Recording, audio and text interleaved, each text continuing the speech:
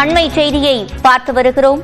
புதுச்சேரியில் ரேஷன் அரிசி வீடுகளுக்கே சென்று நேரடியாக வழங்கப்படும் என்று தற்போது முதலமைச்சர் ரங்கசாமி அறிவித்திருக்கிறார். இது தொடர்பான கூடுதல் விவரங்களை செய்தியாளர் இளவமுதனிடம் கேட்கலாம். இளவமுதன், முழுமையான விவரங்கள். சிவரஞ்சனி, புதுச்சேரியோட சட்டமன்ற பட்ஜெட் கூட்டத்தொடர் தற்போது நடைபெற்று வருகிறது. இன்றைய கேள்வி நேரத்தில் பாஜகவின் சட்டமன்ற உறுப்பினர் வில்வின் ரிச்சர்ட் கேள்வி எழுப்பினார்.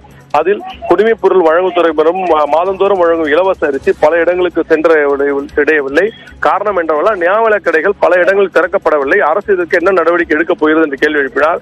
இதற்கு பதிலளித்த முதலமைச்சர் ரங்கசாமி, பல ஆண்டுகளாக ரேஷன் கடைகள் மூடப்பட்டிருந்த தனது அரசு தான் ரேஷன் கடைகளை திறந்திருக்கிறது. பல இடங்களில் திறக்கப்படாத குறித்து நடவடிக்கை எடுக்கப்பட்டு வருகிறது. அவர்களுக்கான வாடகையை கொடுத்து ரேஷன் கடைகள் திறக்கப்படும். திறக்க முடியாத இடங்களில் வாகனங்கள் வைத்து வீடு வீடாக சென்று ரேஷன் வழங்கப்படும் என்று முதலமைச்சர் தெரிவித்திருக்கார். இதற்கு உறுப்பினர்கள் வரவேற்பை தெரிவித்திருக்கிறார்கள். அதே நேரத்தில் அறங்காவல் குழு அமைப்பது குறித்து முதலமைச்சருடன் கேள்வி எழுப்பிய போது, புதுச்சேரியில் 243 கோயில்கள் உள்ளன. அவற்றில் 51 அறங்காவல் குழு உள்ளன. மற்றவைக்கு அறங்காவல் குழு அமைக்கப்படும். அதே போல அனைத்து கோயில்களின் சொத்துக்கள் தணிக்கை செய்யப்பட்டு மக்கள் பார்வைக்கு சொத்து வைக்கப்படும் என்று முதலமைச்சர் தெரிவித்திருக்கார். சிவரஞ்சனி, விவரங்களை வழங்கியமைக்கு நன்றி இளவமுதன்.